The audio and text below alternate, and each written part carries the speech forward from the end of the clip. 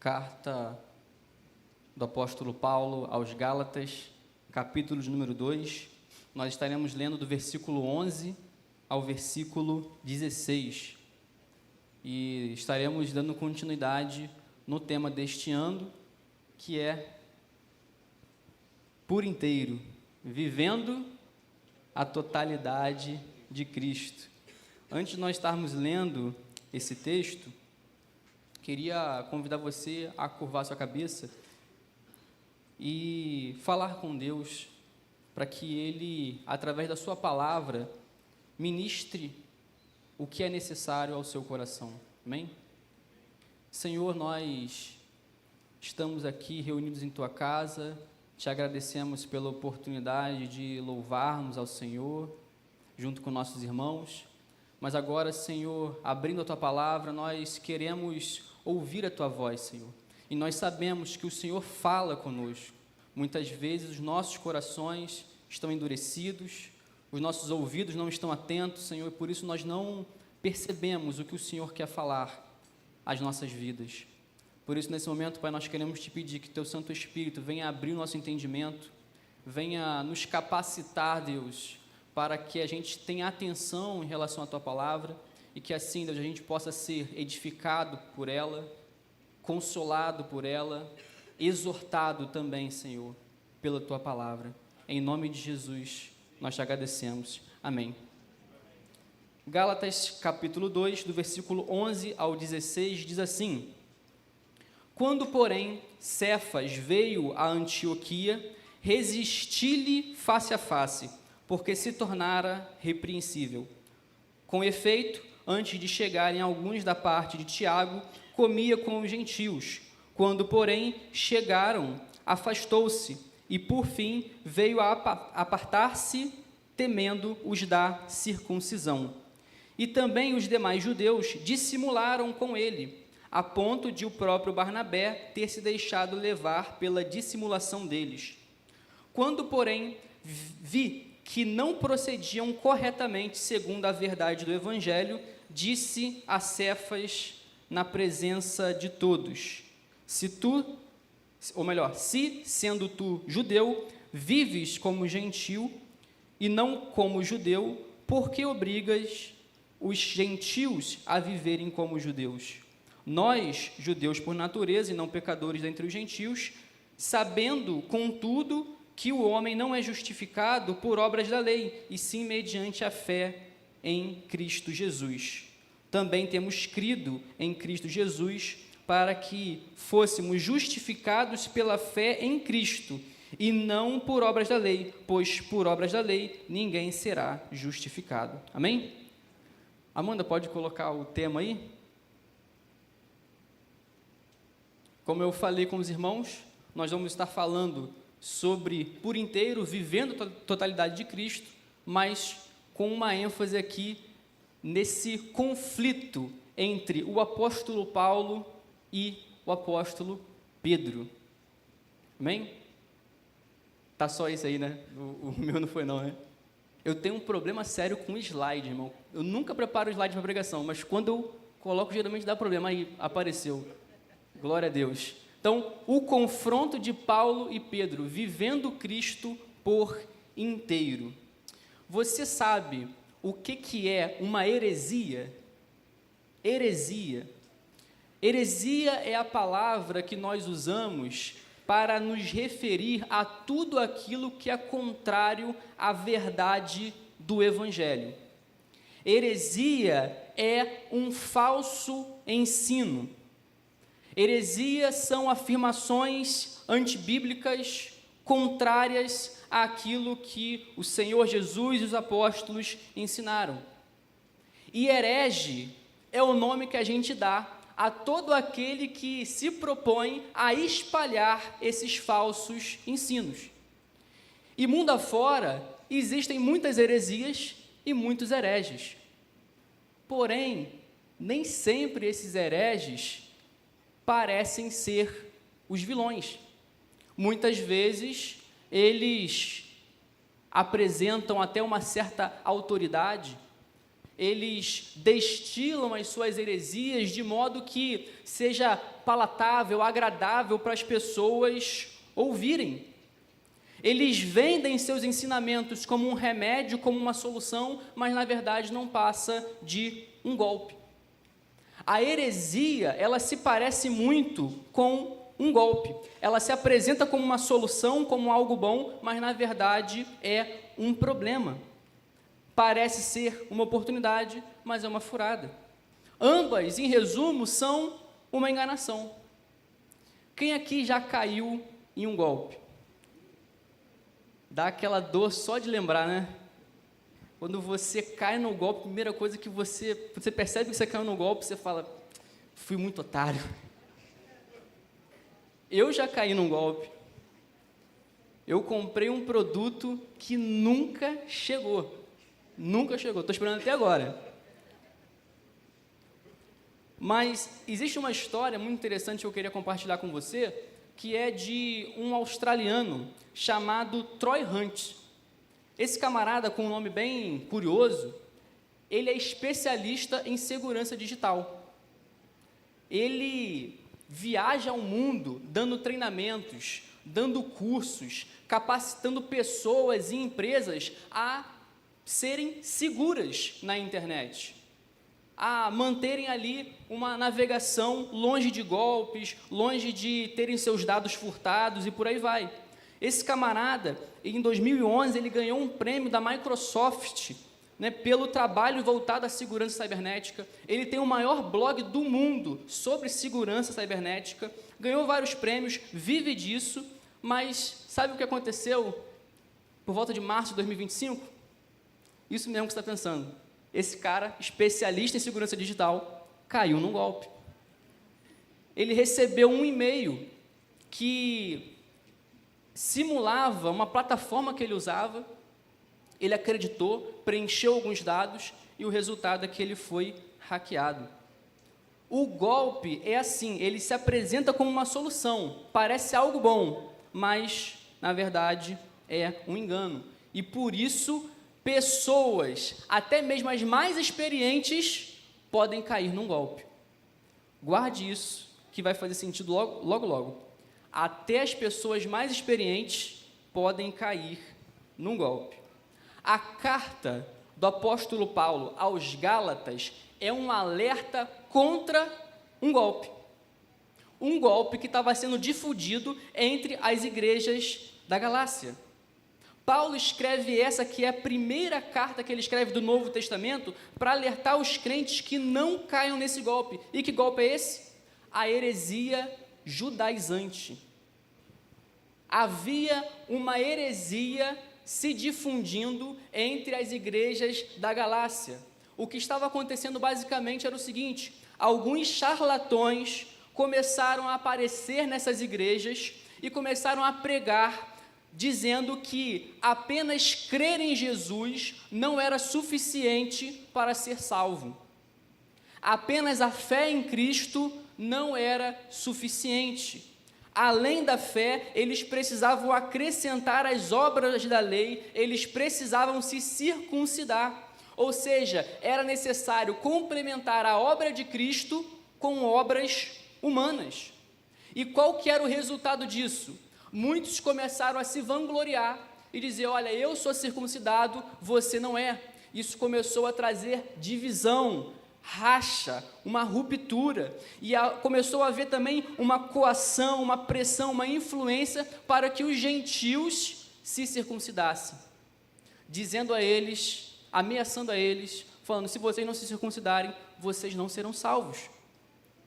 Então, a crença em Jesus não era suficiente, era necessário acrescentar as obras da lei, a circuncisão era necessária para a salvação, e isso causava também uma divisão. Mas o apóstolo Paulo, ele identifica qual que é o problema, qual que é o golpe aí, e o golpe é o seguinte: apegar-se à lei de Moisés não é viver Cristo por inteiro. Isso não é viver Cristo em sua totalidade, porque você está querendo acrescentar algo a Ele. Isso é negar a suficiência de Cristo. é negar o evangelho da graça, porque quer dizer que o homem tem que fazer algo para ser salvo, acrescentar as obras humanas. E o apóstolo Paulo, ao longo dessa epístola, ele vai combater os hereges, as suas heresias, dizendo que a salvação é sim exclusivamente pela graça, um favor imerecido de Deus, e é que é pela fé em Jesus Cristo que o coração ele é justificado diante de Deus. O que justifica o homem diante de Deus não são as obras humanas, mas a obra de Cristo na cruz do Calvário. E o apóstolo Paulo vai colocar isso no decorrer da carta aos Gálatas. Mas, aqui no início, logo no capítulo 2, a gente tem uma notícia assustadora, que é o seguinte: Paulo, querendo alertar os Gálatas do perigo dessa heresia, ele vai dizer que ninguém mais, ninguém menos do que o apóstolo Pedro se deixou levar e cair nesse golpe. O trecho que nós lemos fala sobre o apóstolo Pedro e como ele se deixou levar por essa heresia. Pode passar, Amanda?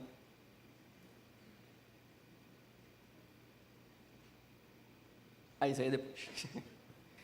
Como que Pedro se deixou levar por essa heresia? A gente vê nos versículos 12 e 13.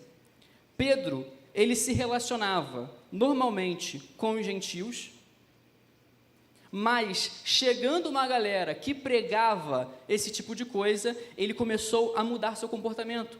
Ele deixou de comer com os gentios incircuncisos e começou a agir de dissimulação, uma palavra que o apóstolo Paulo usa, que também poderia ser traduzida como hipocrisia. Só que o caso de Pedro é peculiar. Por quê? Não é que Pedro acreditava nessa heresia. Não é que Pedro acreditava que, olha, para ser salvo tem que cumprir a lei de Moisés. Não. Pedro continuava com a sua doutrina intacta. Ele continuava acreditando na suficiência do sacrifício de Jesus, continuava acreditando que o coração era justificado mediante a fé. No entanto, Pedro, ele se deixou levar por medo. O texto vai dizer que Pedro teve medo dessa galera e ele, por medo, começou a mudar a sua forma de agir. Ele começou a agir como alguém que acreditava e vivia a heresia judaizante. Por isso que Paulo vai dizer que ele resistiu face a face, porque ele estava sendo dissimulado, ele estava agindo com hipocrisia. Paulo repreende Pedro porque ele não estava agindo de acordo com a verdade que ele conhecia. Paulo não trata Pedro como um herege que pregava a circuncisão, porque para esses hereges que pregavam a circuncisão, Paulo chegava e dizia: olha, que vocês sejam anátemas, porque vocês estão pregando outra coisa. Mas com Pedro, ele repreende, por quê? Porque ele sabe que Pedro conhece a verdade, porém não está agindo de acordo com ela. Então Paulo repreende Pedro para que Pedro volte a si e volte a viver segundo a verdade do evangelho que ele cria. Hernandes Dias Lopes vai dizer o seguinte sobre essa situação de Pedro. Hernandes vai dizer que o que havia era uma esquizofrenia entre o que ele cria, a sua doutrina e a sua conduta. Havia um abismo entre o que Pedro cria e o que ele estava fazendo. Ele acreditava numa coisa, ele estava fazendo outra. Houve então uma ruptura entre a sua fé e a sua prática. Houve uma ruptura entre a ortodoxia, que é a doutrina correta, e a ortopraxia, que é a aplicação da doutrina na vida. Pedro cria no Evangelho de Cristo, mas falhou em sua prática. Ele sabia, ele cria que o Evangelho era para todos, judeus, gentios, mas na prática ele começou a fazer essa distinção. E a pergunta aqui, irmãos, é: quantas vezes nós não agimos como o apóstolo Pedro?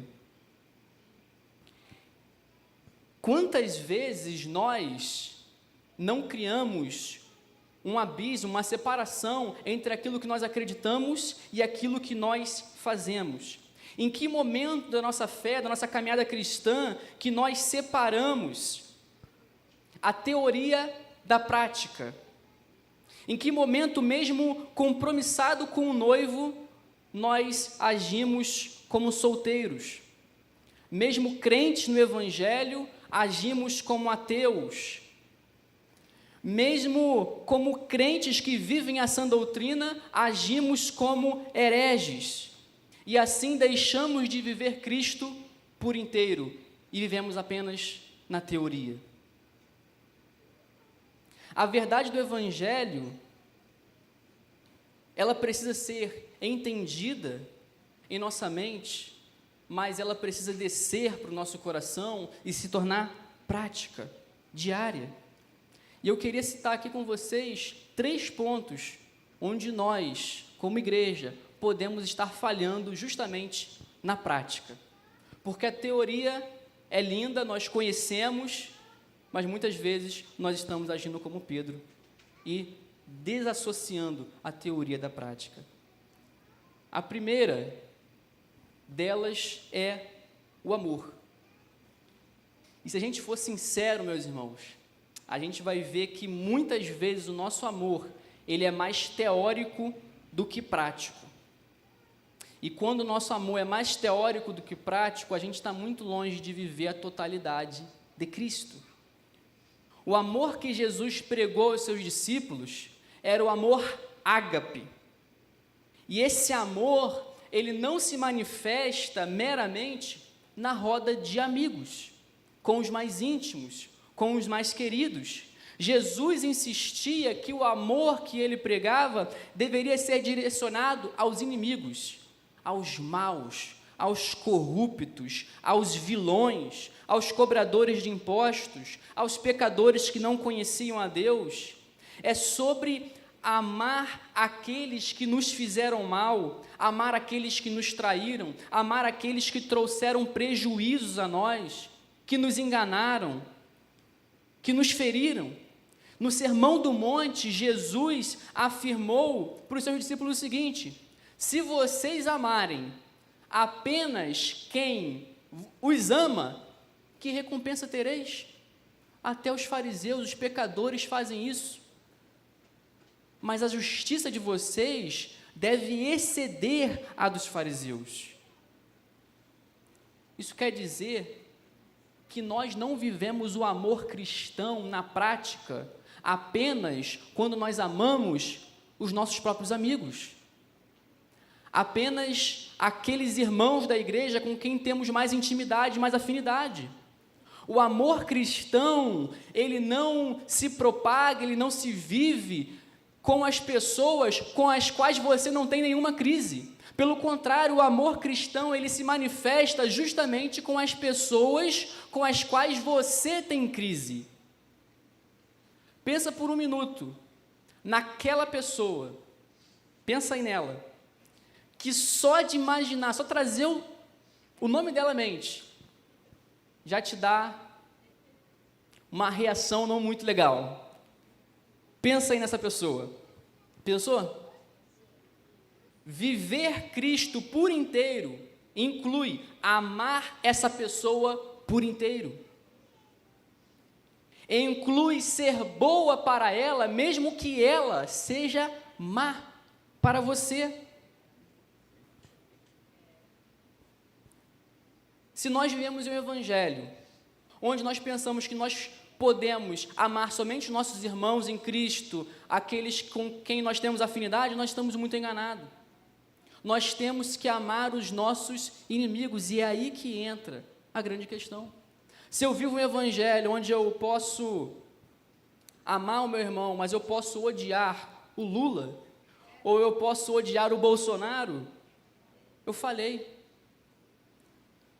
Nós falhamos ao viver o evangelho em sua totalidade, não estamos vivendo Cristo por inteiro, porque eu tenho que amar todo aquele que Deus criou, é criatura, é criação de Deus, e eu tenho que desejar para ela e fazer o bem para ela, independente de quem ela seja.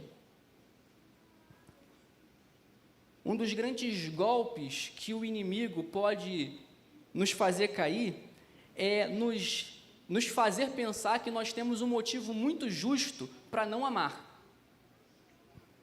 E quando o diabo nos leva por esse caminho, ele nos leva cada vez para mais longe de Cristo. Porque Cristo foi aquele que nos amou, mesmo tendo todos os motivos mais justos para nos abandonar. Amar não é validar o erro do outro. Amar não é apoiar o que o outro faz de errado, mas é desejar o bem de Deus sobre injustos e justos, sobre merecedores e imerecedores. Por quê? Porque a graça que nos alcançou quando nós éramos injustos e imerecedores. Paulo amou Pedro ao confrontá-lo. O Hernandes Dias Lopes vai dizer que a atitude de Paulo foi a atitude de um amigo. E a gente vê que esse confronto trouxe resultados. Nós veremos mais à frente. O amor, ele não pode residir apenas no campo da teoria, ele precisa ser prático, ele precisa ser vívido. Na prática tem que haver o quê? Paciência. Nos nossos relacionamentos tem que haver o quê? Perdão. Em nossas sociedades, em nossos ministérios, não pode haver ego, não pode haver orgulho, mas deve haver serviço em humildade. O próprio apóstolo Paulo falou que nós devemos nos considerar um como se fosse superior ao outro, para que a gente não dê brecha, margem para o orgulho, para o egoísmo, que é justamente o que divide a igreja. O grande problema é que muitas vezes nós não enxergamos que estamos falhando nesse sentido. Isso porque nós acabamos cultivando uma visão muito baixa e mesquinha sobre o que é o amor. Mas quando a gente olha para Cristo, para o amor que Ele teve por nós, como eu não vou amar o meu inimigo, se Cristo me amou com todas as minhas falhas e com todas as minhas imperfeições? Viver a totalidade de Cristo é amar totalmente a totalidade de pessoas em nossa volta, é amá-las por completo, em especial aquelas que nos feriram. Paulo chama a atenção de Pedro porque Pedro estava pecando em relação ao amor. Por medo dos hereges judaizantes, ele estava falhando em seu amor para com os crentes gentios. Em segundo lugar, irmãos, também podemos estar falhando em relação à nossa confiança em Deus. Às vezes, a nossa confiança em Deus é muito mais teórica do que prática. A gente pode ver nitidamente uma separação entre fé e prática quando o assunto é soberania de Deus.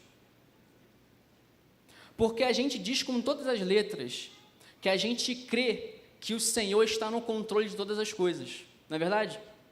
Deus está ou não está no controle de todas as coisas? Amém, está.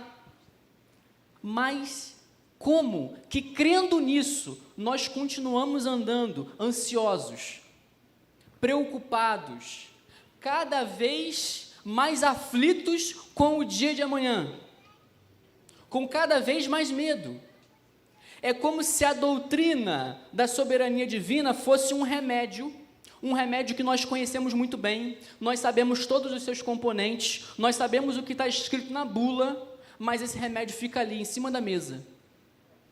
E a gente conhece, sabe da sua eficácia, mas a gente não ingere ele. E a gente vive com dor, com crises desnecessárias, porque a gente não está colocando em prática aquilo que a gente acredita na teoria. É claro que existem situações onde o medo e a ansiedade são naturais. Se você estiver viajando de avião, está lá, o avião indo no meio do mar, e as luzes começam a piscar, uma sirene lá começa a apitar, caem as máscaras de oxigênio, o piloto fala, prepare-se para o impacto. É claro que nesse momento, você não vai dizer, esse avião vai cair para a glória de Deus. tô tranquilo. Não. Aí entra um fator humano, existencial. Você vai se desesperar. Seu corpo todo vai liberar adrenalina. Você vai suar, você vai ficar aterrorizado. Vai ter estresse, vai ter ansiedade, vai ter pânico.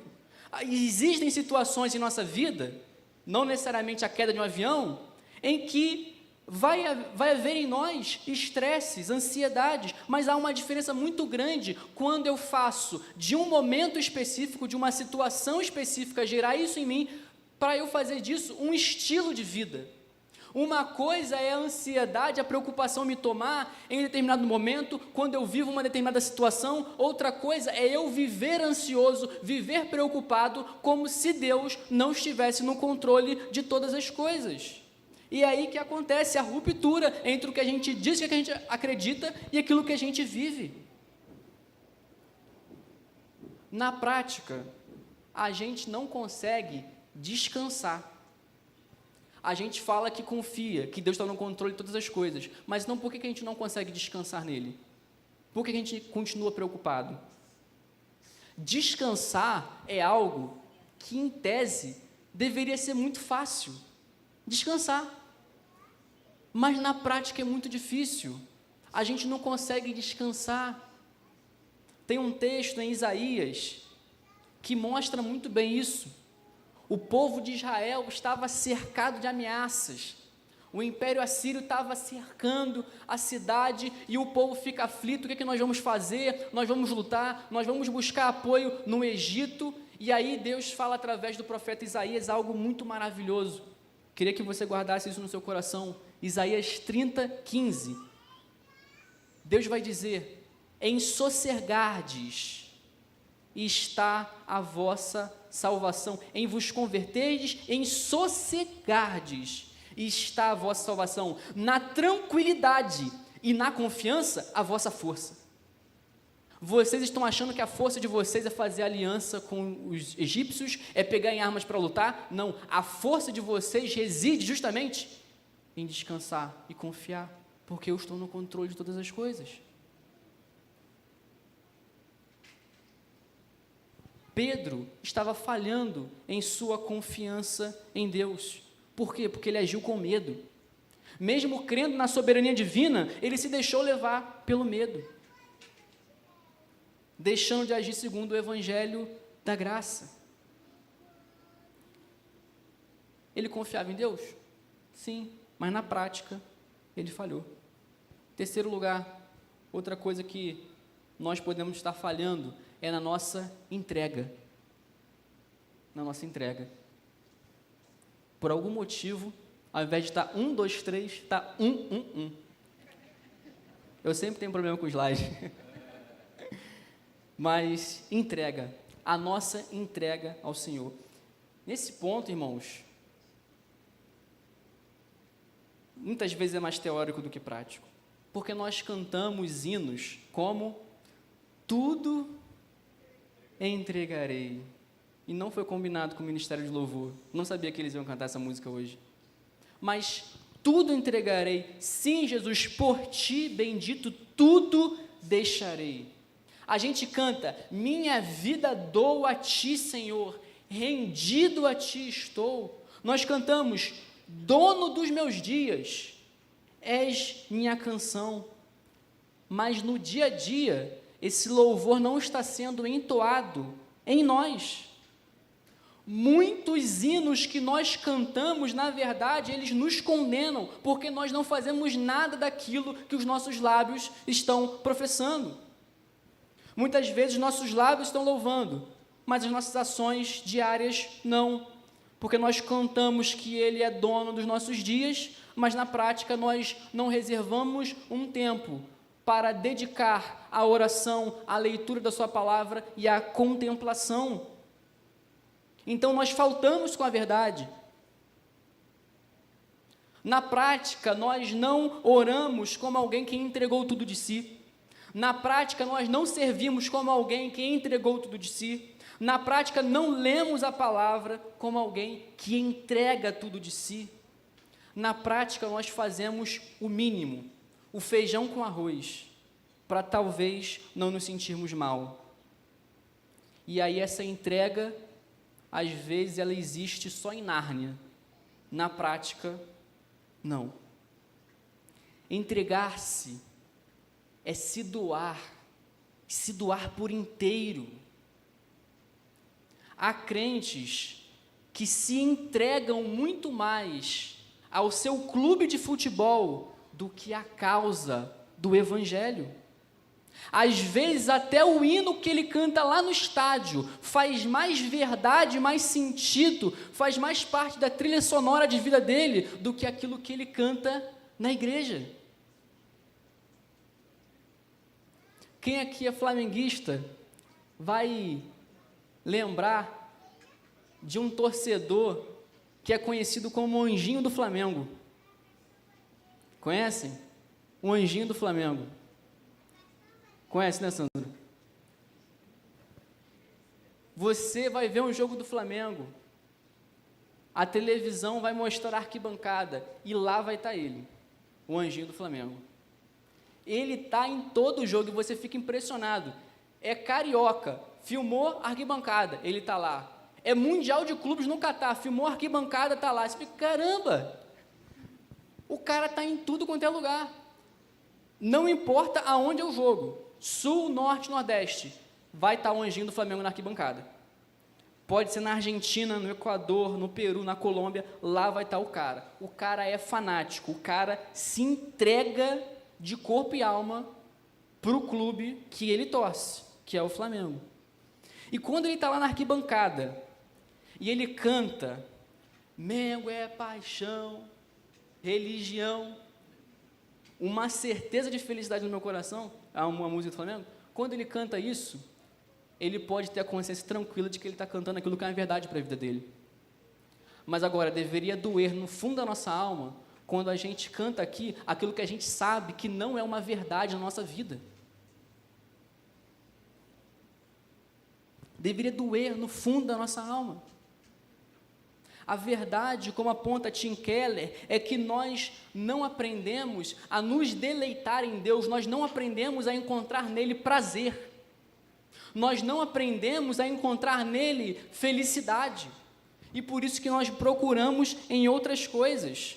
E aí na teoria a gente diz, o Senhor é o motivo da minha alegria, mas na prática busca alegria em outras coisas, porque não vê a hora do culto acabar.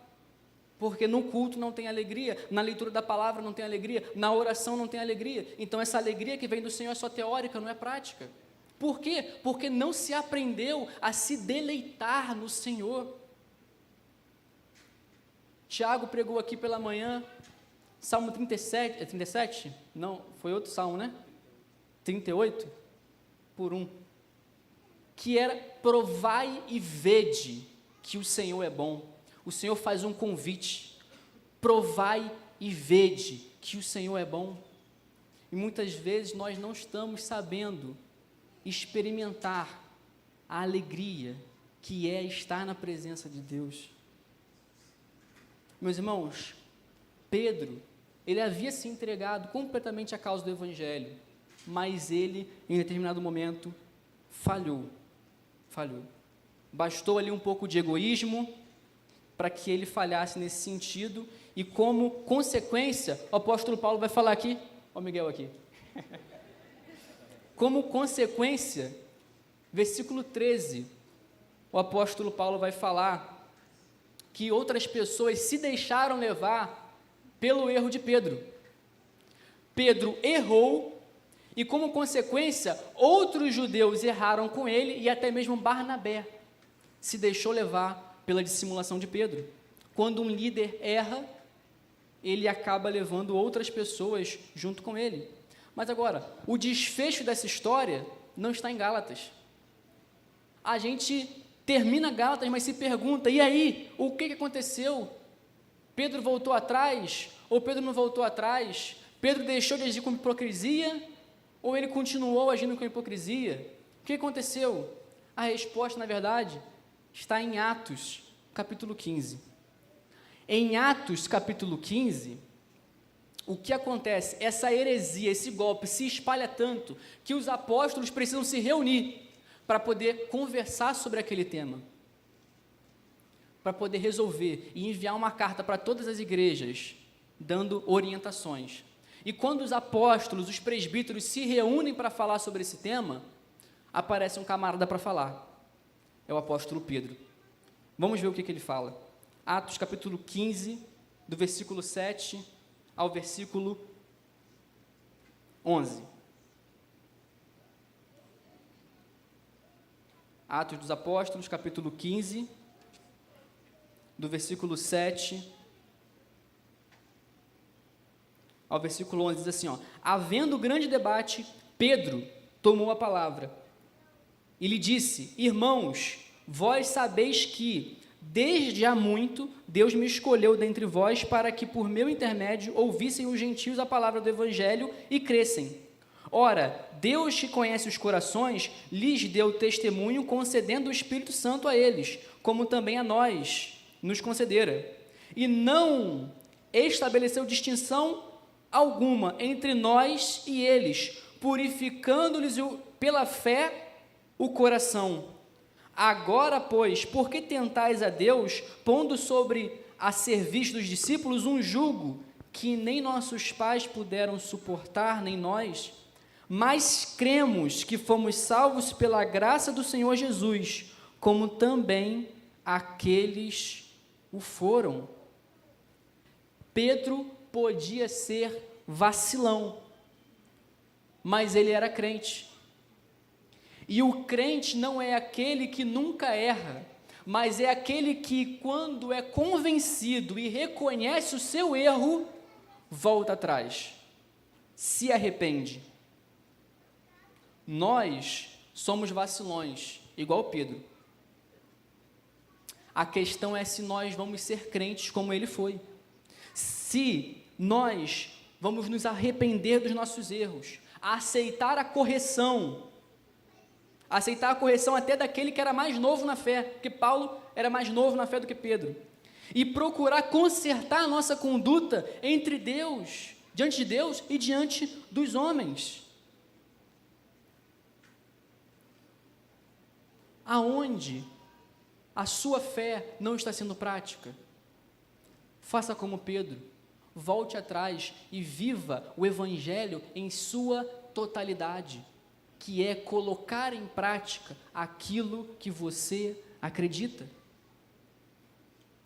O Evangelho é simples, vivê-lo, nem tanto.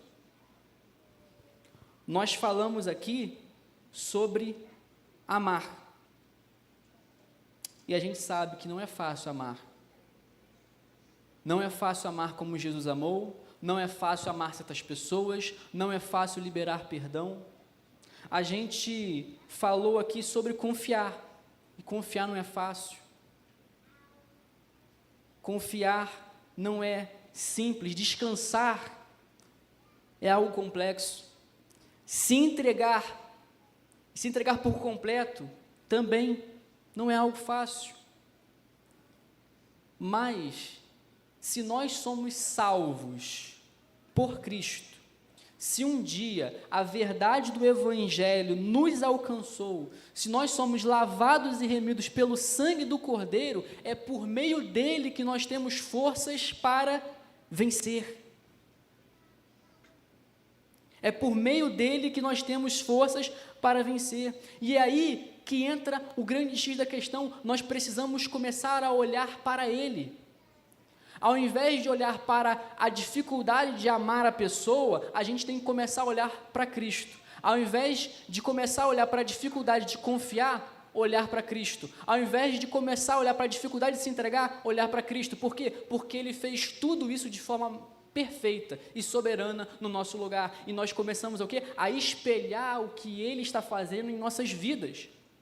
Quem amou de maneira perfeita e absoluta os piores dos pecadores? Foi Ele, foi Jesus Cristo. Quem confiou no plano perfeito do Pai, melhor do que ninguém, foi Ele, Jesus Cristo. Quem se entregou de maneira completa e irrestrita, entregando a sua vida na cruz do Calvário. Ele, Jesus Cristo, ele fez tudo de forma perfeita e absoluta, e se nós queremos espelhar isso em nossas vidas, se nós queremos colocar esse evangelho em prática, não há outra maneira senão olhando para a cruz de Cristo, olhando para ele, espelhando ele, se enchendo dele, para então transbordar isso em nossas vidas. Nós temos que olhar para aquele que amou, para aquele que confiou, para aquele que se entregou por nós. Porque, por maiores que sejam os nossos desafios, a obra dele em nossas vidas é muito maior. Nós não podemos cair no golpe desse século, que nos diz o seguinte: viva da maneira que te agrada, viva da maneira que lhe apraz, nada é errado se te faz feliz. O problema é que as pessoas que vivem segundo essa filosofia de vida, elas sempre precisam de mais. Elas não encontram a verdadeira felicidade, elas não encontram a verdadeira alegria. Mas o Senhor diz: vem, provai e vede que o Senhor é bom.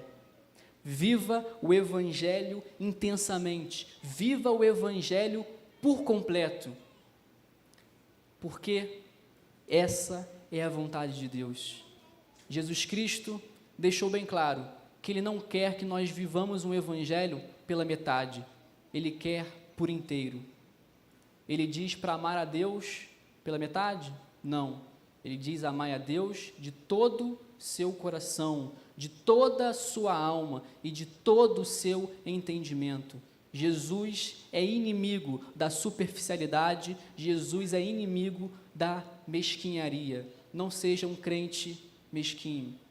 Se entregue intensamente ao Evangelho, se entregue por completo por aquele que se entregou na cruz por você, para te garantir vida eterna. Amém?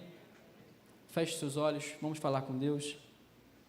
Pai amado, nós queremos te agradecer por tua palavra, te agradecer, Senhor, porque sabemos que a tua palavra, ela nos exorta, ela nos edifica, ela nos consola, e é através dela, Senhor, que nós podemos viver o que o Senhor tem para nós.